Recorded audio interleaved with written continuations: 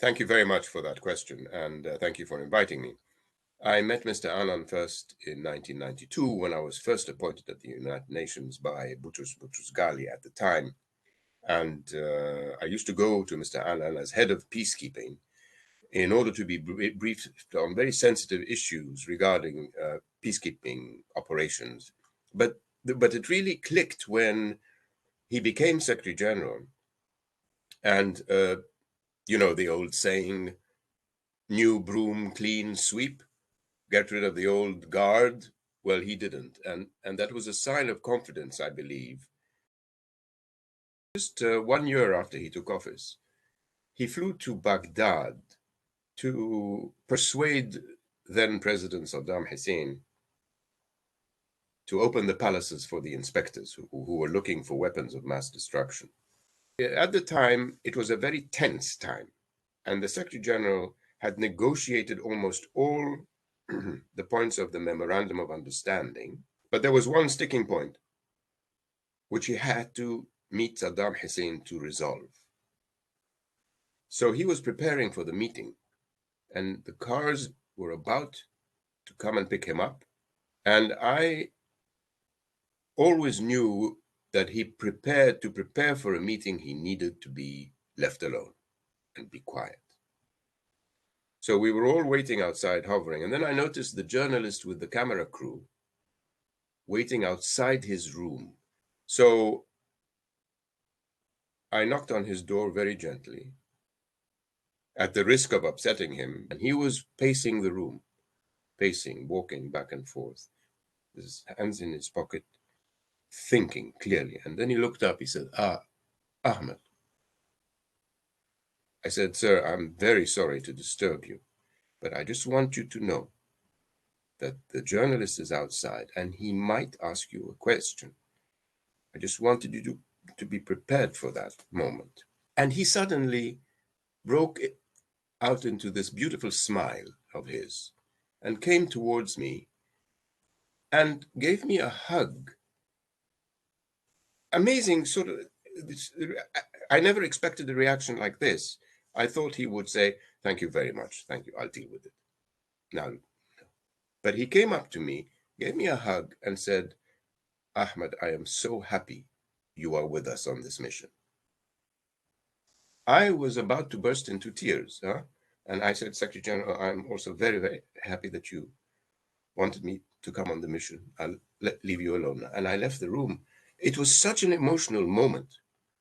But it just shows you what a human being he was.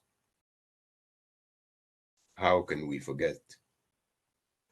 The man was so charming, so attentive. He was a good listener. He always knew your name. He stopped to listen to you in the corridor. If he bumped into you, he would ask you how your children were and would remember their names too. He was compassionate. He was very focused when he had to be. I traveled with him on many missions. And I once went up to him. We were on a plane traveling to Damascus during the Syria negotiations. And he said, he said, what's on your mind, Ahmed? You look troubled. I said, yes, last night the army attacked a village and it was a massacre. And we were in the office studying these images and they were horrific of children and women. I just don't want, and I don't know how you can put up with this, Secretary General, and still focus. And he said to me, well, when I was a little boy at school, the teacher came in with a blank sheet of paper with a black dot on it. And he said, children, what do you see? And everybody said, a black dot, a black dot. And the teacher said, so nobody said they saw a white page. And that's when I learned, Ahmed, to always focus on the big picture and not get distracted by the details, although they could be horrific. But I have to focus on the world view so that I can find a way to stop this. He was able to exercise this charm and diplomacy to achieve results.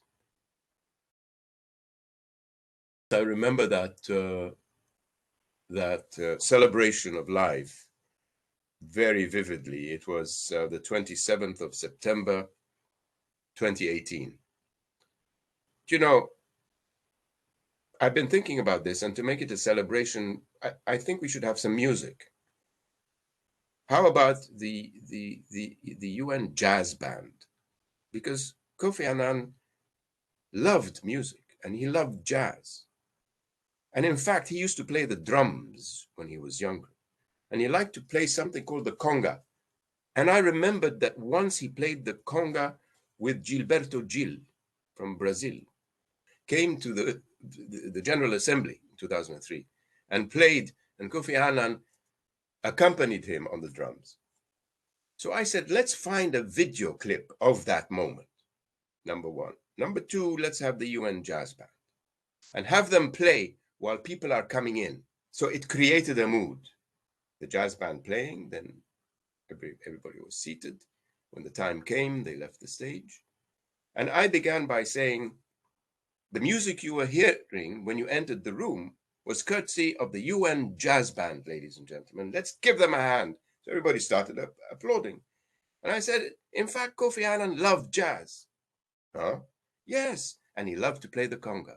Some of you may remember 15 years ago with Gilberto Gil, they found the video clip. Boom, video clip of Annan with Gilberto on the drums. All right. Nan Annan. And I had spoken to her, I remember, his companion for maybe almost 35 years. And I spoke to her before, and I said, Mrs. Annan, could you tell me about the man behind the public persona?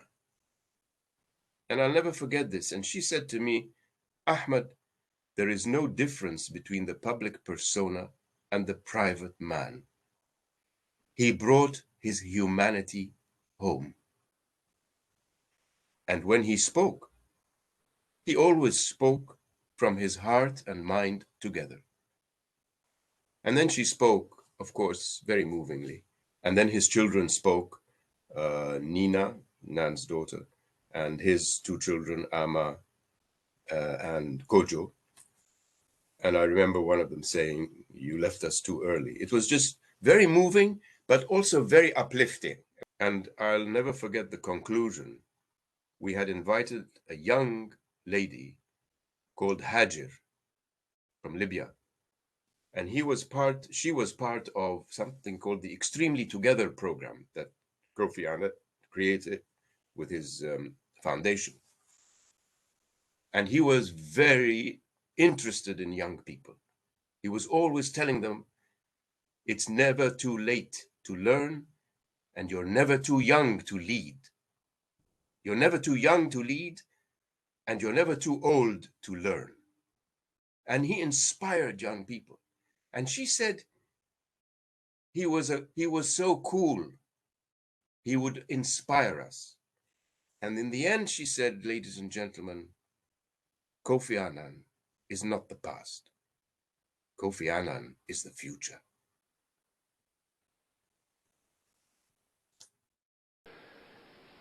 This is a celebration of the life of Kofi Annan, which is also known as the Tumbadura.